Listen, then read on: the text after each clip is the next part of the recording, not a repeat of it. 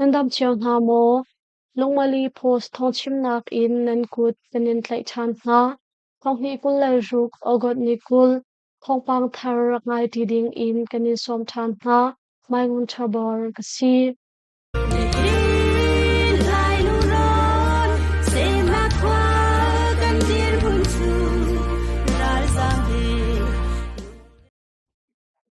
Children tlai phu vialte ani fun tam kho na nga CC ICNCC Tromvau Ngei Tu Pol CPRI AGPM CYMA Shroi Tu Pol Tomberwa Nak An Ngei Khau Children tlai phun na kar a lungrual nak a kho I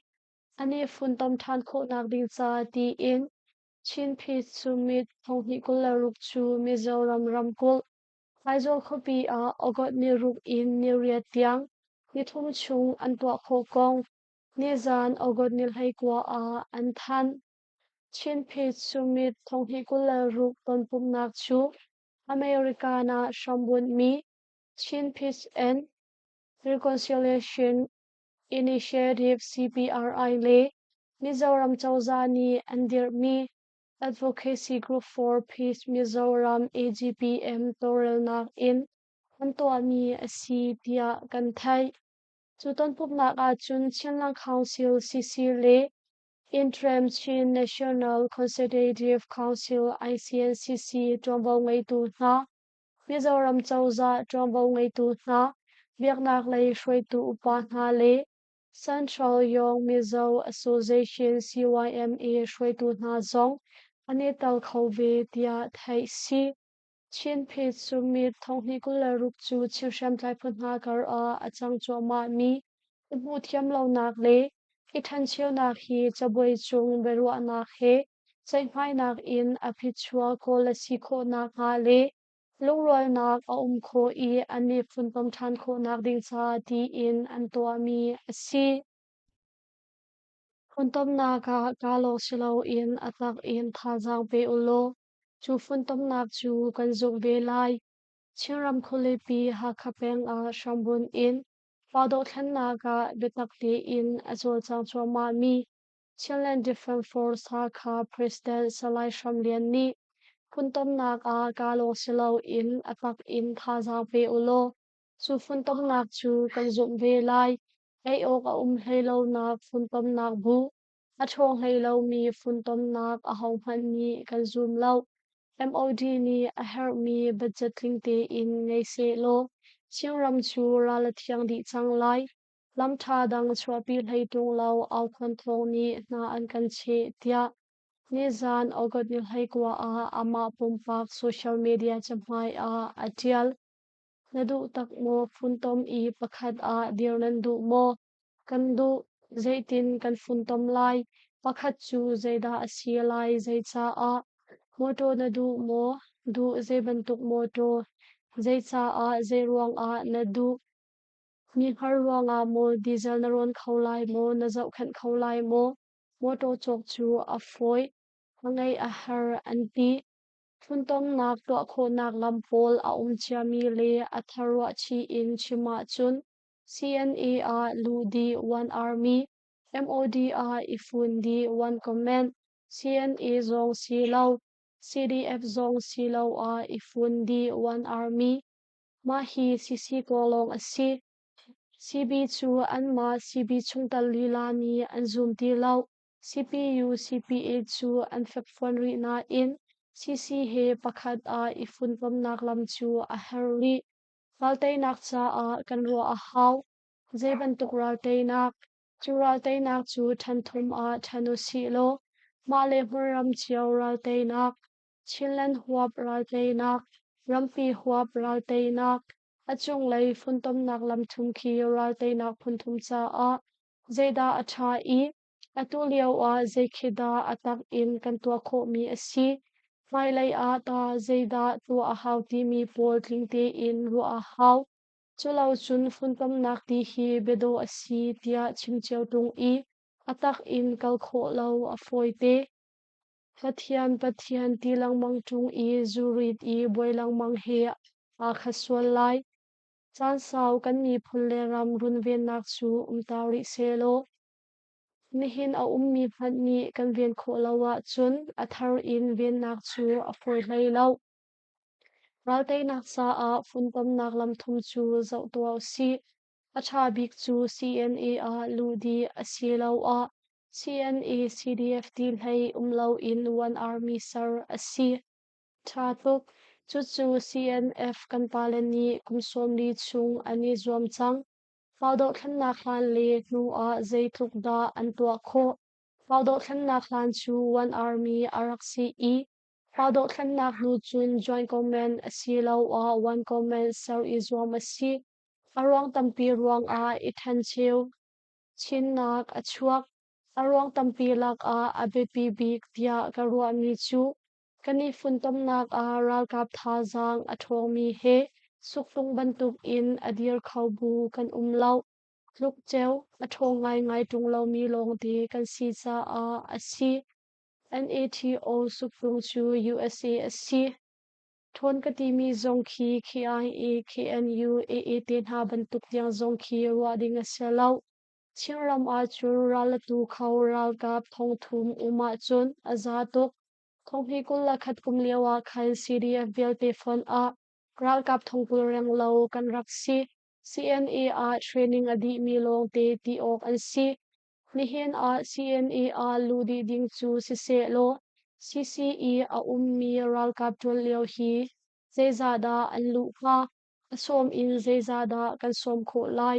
a fial in ta zeza da kan fial kho lai a tlai im ta zeza kan tlai kho lai nang ta na lut ve lai mo na fa ta na lu tar ve lai mo wal te nak sa a zeitluk in da zup nak le bau chan nak na ngai nihin a zeda a tha bik thai jing cha ta zeda a tha bik nihin a ai ok angai ti lo mi kha lo tua lo na pu na chom kho lai ti mi ruwa nak cheu bantuk in ruwa lo a tha CNA a ludi a si lo a CNA CDF team hei lo in one army sar chu a thana in atu a asidi khauchal lo ral ni le an kan nam chu ma reng rang in nam chan be kan hau ti khi atu liao kan dir hun si tika zaitin na ruwa paudo thannak a abipi mi ral te nak chu ma le ram chiao ral te masa asi Chiram a ral thiang di se lo KKG kali gango kabo ram kan thian di lai chuti chun ram pi ral te nak song a thaza nga sel lai ni pi do lak masa top down ral te chu a tha bi kan chim cheu na in atak a to nak lam a lo thuk a si atu I funtom na kan chim cheu mi song kan ma ram a ral te masat nak ding sa a si apakhat na ka kani then chewa chun kan der thom apahni na kha kani funtom zong a kan thong khol hei lo apathum nak a pakhat a ifon di chin china chun kan cloudy chu chu chin mi kan harna ka si zaitin da kan to kul lai zai a si pau a ngol ok le a tha lo rak I than thek di chang phone funtom nak tu kol kau city arak si chuti chun CJDC adir chun Chiang Council adir than Chim Brotherhood an chuak CPU CPA adir than atu zong a CC chung a kan lung arak ruang ngai kau na in adar lei kan pan aruang bik tia karwa mi chu tangka sa lau bu pakhat athon nak ding a policy a man lai minung an dik lai tangka a lai I rian atak in atuan kho lai Chiang Council a abaw mi chu tangka a si British Empire adok nak zong tangka ti lo ruang a si nihian a Trump mi a boy big big mi song petrodollar a si tangka chu khoi ka imda arat lai chin mi phun dau thlan nak sa a tangka chu Donald Trump mi mo akan pek lai ram chunga mi ni ral kan tu lai ram dang aphan mi ni tangka nan tho lai chu chu kan ram ruat nak ding a pathian ni chin mi phun akan pek mi rian a si ai ok nan ngei lo zong a apoi lo pakhat a ifon ta masa u ti hi ramdang pol ni hasak in nan sak chang Malaysia phan chang mi chu ai ok pek a hau ti lo Mizoram Azam changmi zongra thomchok piak a hauti lo philha Tuza a kanni kanruami chu Chilean Government Ministry of Defense MOD a thati in ifun I athongmi Chilean Government Force CGF Sarasi CGF a ralkap kanni thla chiawlai chuti chun ral kan tu lai I atangmi ni male hmuram chiaw kan ven pa lai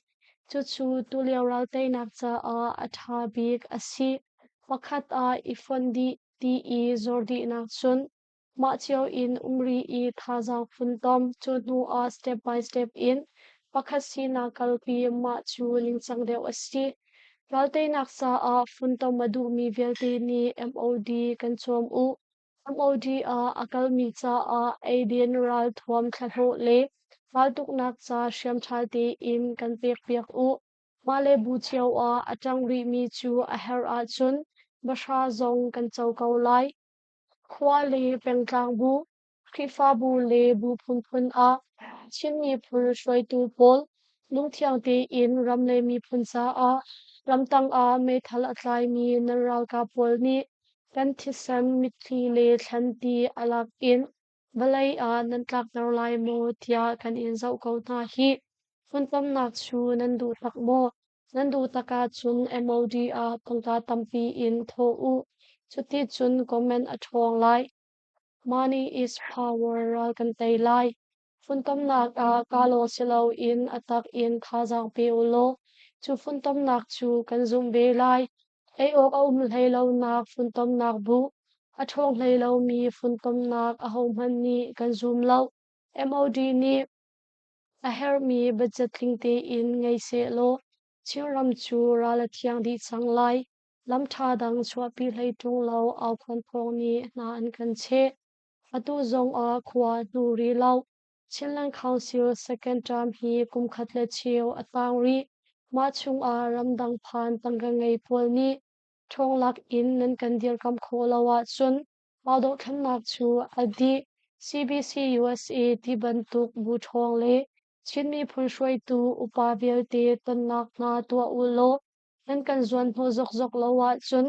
kan fa chang atlol changlai hi tia Chilean Defense Force Haka President Salai Shamlian ni chun alang ter Mia Mai chu Russia University of Economic ni honorary professor anpek sham il no ngai nakla tu SSPC oral ka boizik Mia Mai chu nizan ogot nilhai kwa zing a Lekan of Russia University of Economic ni honorary professor anpek kong thai si Russia ram atlong liao mi SSPC oral ka president Miao Mai chu nizan ogot nilhai kwa zinga khan Lekan of Russia University of Economic ni honorary professor anpek atu bantuk in honorary professor anpek mi au mai ni achau hlan na I lunglom nak tampi angai kong zong achim tia Russia thongjam nak ni lang ter alwan chia thonghi kul la rukum February ni nga jingzong a sham in no ngai nakla tu SSPC ral ka boizik miao mai chu Yangon University ni honorary doctor of public administration GPA honoris causa Japaram mi MMA fighter Takeru ni memoram a siangin thar pakhat alut mi honnak antua kho chang One Championship Kickboxing a Japan fighter pakhat asimi Takeru Segawa chu memoram a araklong I Shanram kul tangji khopi Etaya sang a ummi shwe downtown mi bom chan tu phuki siang in a Phim chon nak siang in thar pakhat asak piak mi hna hon nak song atwa kho kong nizan a anthan chu phim chon nak siang in thar chu tlampling te in sak asi kho nak ha Japan fighter Takeru Segawa ni Japan Foundation na he ibom in aliam chia thonghi kulanga kuma khan bom nak rakpek I atu chu anlim kho chang ruang a thonghi kulla rukum ogot nil hayriata khan siangin honnak antua hi asi Japan fighter Takeru hi thinlung ruatnak tha ngai mi pakhat asi siangin honnak a chun ama pumpak song a tel khau I sianghak chia pol an thinlung ruatnak a thon kho nak nga thazang peknak le kickboxing chon peknak song angai pi nga tia siaram kul thongzamnak ni an langter Japan fighter Takeru Segawani hin Vietnam le Laoram tal in Southeast Asian a ummi ramharnak chilkhat a atu bantuk in siangin asak piak nga tia Japan thongzamnak ni an than mi in thai si kumsom thumpanga upa Japan fighter Takeru Segawani akol holmi tangkaze mazatchu ngakchia na I an chun mang atlam kho nak ding cha a manding in timlam nak angai kong Japan media pakhat ni interview antuana ka achim Takeru Segawa hi one championship kickboxing a champion hun pakhat song asi I Myanmar fighter Tanzin Hezong anrak ithwabal atu KIA ni duma riak ni khwaboi pakhat athatu pa pakhat antlai sharam ko chaklai ko khain peng na phaka khwa a khwaboi twalyo mi uyei la kumsom nga paruk chu forward chin nak dum I aria liao a tha tong I thatu pa pakhat chu kachural ka KIA ni antlai kho changkong sharam ko thongzam nak ni nizam a anthan Nampaka khwa a khwa boi twal leo mi uyei la chu fuan chin nak dum I aria leo wa tha tong I ogot nil hai khazinga khan namha pol he aruak in anpu chonu a ogot nil hai real zinga khan lai nong tu pa pakhat chu KIA ni antlai kho hi asi KIA ni antlai mi lai nong tu pa pakhat chu nampaka number pali sang a kusami kumsom ni panga upa si aralai mi ogot kulariat ni hakin KIA ni bechai zung a anchua pi lai I matua mi swalnak he atlak ning te in dan tat nak pe kan tim tia sharam kul thongzam nak ni chun anchim moto lampi chung I a ummi na phakka khwa chu kachimral ka KIA ni anhum hak I anma ni zatlang ushwe nak song ankal pi chwa PDF ni khiu peng tilian har tong tol chung mi chung khar thong kha zakwa liang chu fachang dip zathum kulanga an bom na sagai ram chan khiu peng a tilian har tong tol chung mi chung khar thong kha zakwa songa shong chu peng tlang ukshoi tu phu pa a pha pa ka pha le tol chung PDF na fon ni fachang dip zathum kulanga shong bom nak an pek na kong Keu peng paka phani nizan a anthan ogat nilhai rukle lei seri a khan tilian har tong mi kholi in chung khar thong kha zaruk soma shong sin a kochang dip zani som seri panga bom na kan pe kho na chun ogat nilhai seri a khan tilian har tong tol chung mi chung khar zathum shong sin a sing som nga man shong asimi fachang dip som nga bom na kan pek na atu I bom na kan per mi na hi NUG chawza sin in kan pu mi CSR bom nak tangka tangtlang ukhroi tu phu na le tol chung mi cheu khat ni an hlut mi in kan chok mi phachang an si Niang peng a SSP Sural kap ni tol chung mi pa pathum an chai na nu a an tha na Mandalay ram chan niang peng chao shi khwa le chau pian ka khwa a SSP Sural kap ni swal na ngai lau tol chung mi pa pathum an tlai na I an sham na nu a an tha na kong niang peng thong lang nak sham pi ni nizan a an shim SSP Sural kap ni an tlai na nu a an tha mi na chu chau pian kan khwa mi ulam po kum som nga umo shui le chau shi khwa mi pakhati in an di lak fon minung pathum an si I ogot ni lai ria za lai sanga khan SSP Sural kap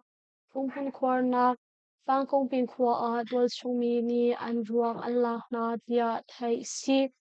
SSP Sural kap he nei nian in a ummi ni SSP Sural kap pol an ti lau an kir sang ti in phong an kan that nu a an ruak chu kan balak nga I kan vui nga an ruak a hin hremnak nga pol zong mu a si tha atong mi sualnak ngei lo tual chung mi pa pathum hi aluan chia ogot nil hei ruka khan chauping kan khwali changshi khwalei pan in ralam sial mi SSPC ral ka pol ni an khopong ramlak a an tlai na I chung khar ni tlan an tim na na in SSPC ral ka ni an du lo I an tha na hi asi tia Pin lebu peng a SSPC ral ka ni boman thlak I tual chung mi paruriat an thi ni hi chung a tual chung mi hlei khat an thi sakai ram than pin lebu peng mai tong khopong I suyan kolnak mun a SSPC ral kap ni ral tuk nak van long patni in boman thlak ruang a wal chung mi parriat annun nak aliam I minung kun leng ni hliam man tuar kong pin lei bu peng thong lak nak shampi ni nizan a an chim agot nil hei ria Zinglei Thawngchimnak lam hei khat le minute paruk le hei khat le minute pakwa shonga khan khongmalim peng a shambun mi varal kap sakhan in chuak mi SSPC ral kap KAW ral tuk nak van long panhi ni pin lebu peng chak lai mai tong khopong I suyang kol na hun a bomman thlak tia thai si SSPC ral ka bom thlak mi ruanga chun mai tong khopong I suyan kol na hun a rian ton mi sual na ngai lo tol chung mi parriat makhate a annun nak aliam I minung kul leng ni hliam man tuar tia pin lebu peng thong lang nak shampi ni chun an chim chuban tuk thiam in ogot nil hei ruk Zinglei Thawngchimnak lam pathum le minute hlei li in pathum le chiu shong zonga khan pin lebu peng kimpang khwa a SSPC ral kap ni chunglei in bomlong sha shong an thak I se me thal zong in kadaw nak an tua ruang a sual nak ngei lo tual chung mi pathum an nun nak aliam I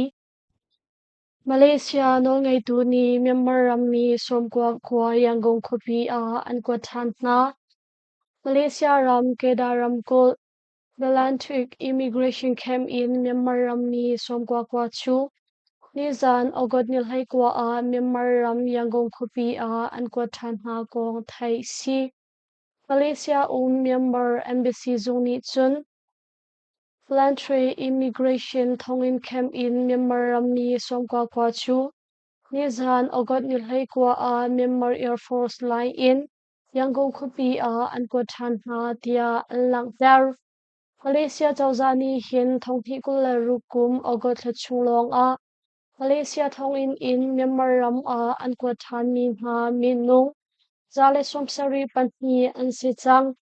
kwa thana tong mi vialte hi zaitik man a Malaysia ram chung I an lu kho than ti na nga lau min chet nak zin a an min an khum na tia thai si Malaysia no ngai tu ni an ram chung a phongning lo in alut mi ramdang mi ha Rentron nak hun pol le anum nak hun pol chu pezul in chaklat nak an tua I Myanmar ram mi tal in an tlai mi na an tlom ti lau tlai atong mi na chu dan tat nak an pek di na nu a an ma le Ukraine ni Russia kholepi Moscow a drone zarukul in ka daw nak atwa Russia ka daw nak buang a Ukraine minung pasha an thi chap Ukraine ni Russia ram kholepi Moscow a drone zaruk somni in ka daw nak fangai in atwa I chu chung a chon ni khat ni zan in chon ni jingtianga khan drone zale somre chu an ka thla kho kong Moscow khopi ukhroi tu ni achim atu bantuk in Ukraine ni Russia ram kholepi Moscow a drone zarukul in kadaw nak atwa mi hi kumpi chung a drone ang manatambi kum asi tia Russia thongzam nak TASS ni alang tarve atu bantuk in Ukraine ni drone kadaw nak fangai in atwa mi ruanga hin Moscow khopi pong I a ummi umnak in pakhat akang I adang building zemaza zong an rokin a minung pathum ni hliam han tuar Ukraine ni drone kadaw nak fangai in atwa mi ruanga chun Moscow khopi ni chualei a ummi online thil chok na company Walberry i thilri chianak in pakhat song alvok chu company chu Russia ka polcha a drone thilri pol abom chan tu si cha a Ukraine timcha mamte in aka hi asi thlai nak atwa tu na zong ni atu i Ukraine drone ka do nak thazang an thon tarmi ni hin Russia vanral ven nak i cholat na kong a na no nak apek ngai na i anor suan ngai na dia an shim ve chuban to thiam in Ukraine zong ni Russia ka mi drone zale somni sari chung a zale lai khat chu an ka thla kho kong an than ve Russia ni Kharkiv muram i a ummi khwa pakhat a drone ka do nak pol an tua ruang a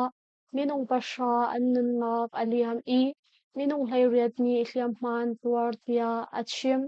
chu cha a Ukraine president Volodymyr Zelensky ni chun Russia ni atu bantuk in ti anungai mi ka do nak an tua mi chu fakpi in adau kal kong achim i Russia chu kali rul lai tia bekam nak atwa Ukraine le Russia kar ka do nak chan chunga hin drone tal in kapni ni alang in lamhat in ka do nak fak deu in an tua chinlang mangruang a kapni kar ka do nak a thok thong hi kul ni kum nu a twal chung mi nun nak liam mi le